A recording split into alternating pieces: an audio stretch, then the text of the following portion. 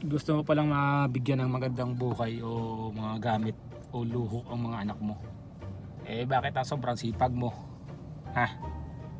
Ang sipag-sipag mong tumambay sa bahay ng may bahay. Umagang umaga na sa kabilang bahay ka na.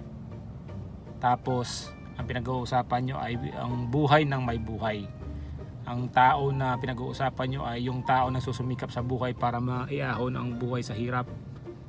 Tapos ikaw, iaasa mo lamang yung mga luho ng anak mo, tulad ng mga sapatos, bag na hindi naman ganun kaimportante, kasi ang sa gusto mo lang ay mabigyan ng magandang bag dahil para magandang tingnan sa ibang tao.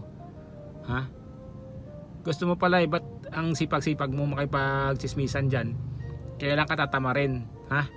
Dapat tamad ka makipagtsismisan, ano? Diba?